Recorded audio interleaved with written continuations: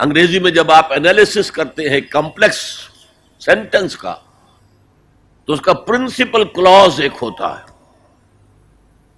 Principal close کیا ہے؟ ان الانسان لفی خسر. یہ اپنی جگہ ایک مکمل جملہ ہے، مکمل مفہوم کا حامل ہے. اگرچہ پہلی آیت بھی اسی کے ساتھ جڑ جائے گی، تیسری بھی جڑ جائے گی، اور یہ تینوں مل کر بھی ایک جملہ بنتے ہیں.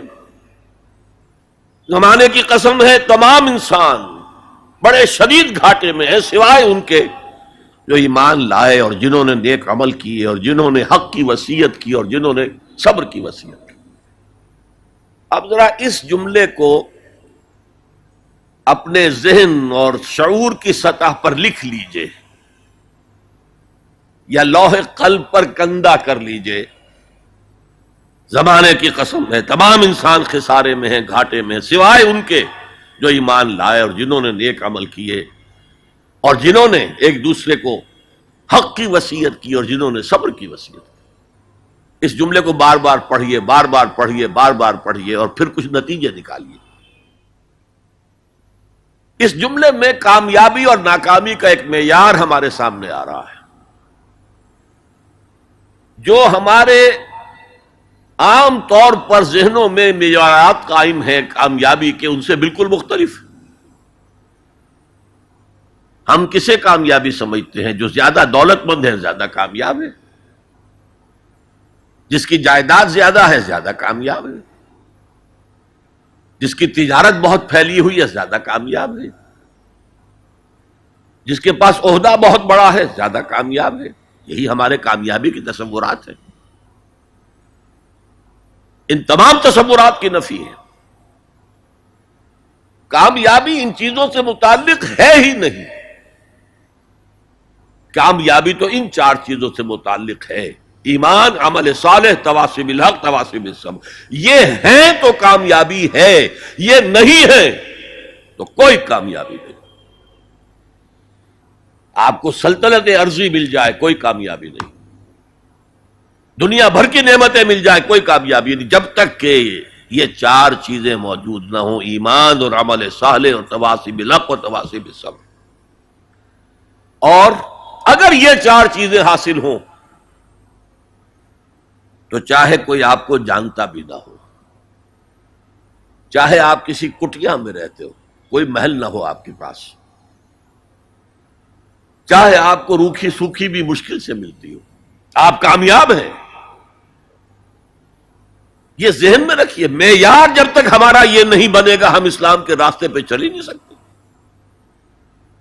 اس لیے کہ انسان جو بھاگ دوڑ کرتا ہے، جو سعی کرتا ہے، دن رات محنت کرتا ہے، راتوں کو سوچتا ہے، پلاننگ کرتا ہے، وہ کامیابی کے حصول کے لیے. اگر کامیابی کے یہ تصورات ہیں تو انہی کے لیے بھاگ دوڑ کرے گا، دنیا میں گم ہو جائے گا. جیسے اقبال نے کہا کہ کافر کی یہ پہچان کہ آفاق میں گم ہے، اور مومن کی یہ پہچان کہ گم اس میں ہے آفاق. یہ معیار ہے در حقیقت، جیسے کہ حضور نے فرمایا صلی اللہ علیہ وسلم کہ بہت سے لوگ ایسے بھی ہوتے ہیں جو اگر کسی محفل میں جانا چاہیں تو بار نہ پا سکے، انہیں اجازت ہی نہ ملے.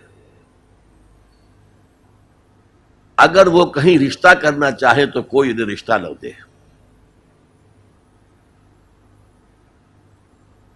لیکن اللہ کی نگاہ میں ان کا وہ مقام ہوتا ہے کہ اگر وہ بھولے سے کسی بات پر قسم کھا لیں تب بھی اللہ ان کی قسم کی لاج رکھتا ہے. آپ سوچئے ابو ہریرہ کا کیا مقام تھا، ابو ذر کا کیا مقام تھا.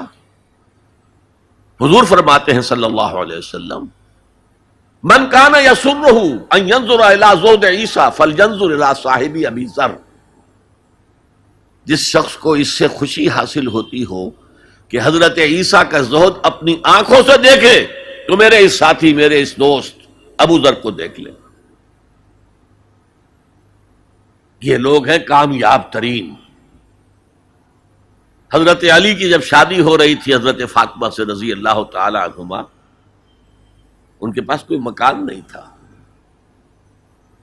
ایک انصاری صحابی نے ایک حجرہ دیا ہے جس میں کہ وداع ہو کر حضرت فاطمہ گئی. کوئی گھر نہیں تھا، فقراء صحابہ میں سے تھے. مہر دینے کے لیے کچھ نہیں تھا. حضور نے پوچھا کچھ ہے علی تمہارے پاس مہر دینے کے لیے؟ عرض کیا حضور کچھ نہیں میرے پاس. فرمایا تمہارے پاس وہ زرہ ہوتی تھی ایک؟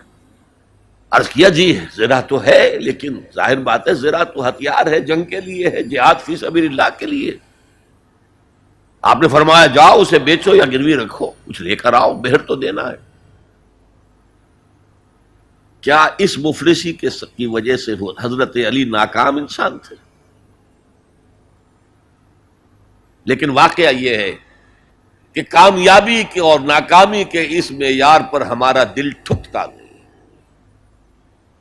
دل ٹھک جائے تو کیا کہنے، زندگی میں انقلاب آ جائے گا.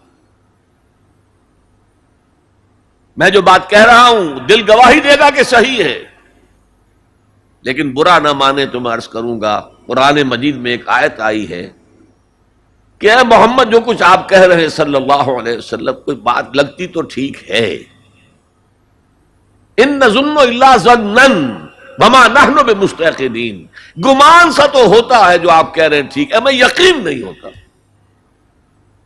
اور یقین جب تک نہیں ہوگا وہ آپ کی زندگی پر وہ اثر انداز نہیں ہو سکتا. وہ معیار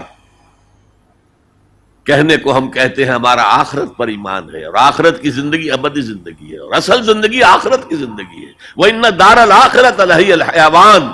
لیکن ہماری بھاگ دوڑ، ہماری سعی و جہد، کہاں سے کہاں ہم جاتے ہیں اچھے کیریئرز کی تلاش میں. اب ایک ملک کے اندر بھی ادھر جاؤ ادھر جاؤ، ادھر جا کر کوئی تلاش کرو، ملک سے باہر بھی عرب ممالک میں جاؤ، یو اے ای میں جاؤ، امریکہ میں جاؤ، اور کتنی خبریں آتی، کتنے لوگ مرتے ہیں انلیگل امیگریشن کی وجہ سے. پورے جہاز ڈوب جاتے ہیں. انلیگل امیگریشن کس چیز کی تلاش میں؟ کیا اللہ یہاں رازق نہیں ہے، رزق نہیں دے سکتا؟ لیکن یہ کامیابی کی زندگی جس میں چمک ہو دمک ہو، تو اقبال کہتے ہیں کہ خرد کو خیرہ کرتی ہے، عقل کو خیرہ کرتی ہے چمک تہذیب حاضر کی. یہ صناعی مگر جھوٹے نگوں کی ریزہ کاری ہے، یہ جھوٹے رزقوں کی ریزہ کاری ہے، کوئی اس کی حقیقت ہی نہیں.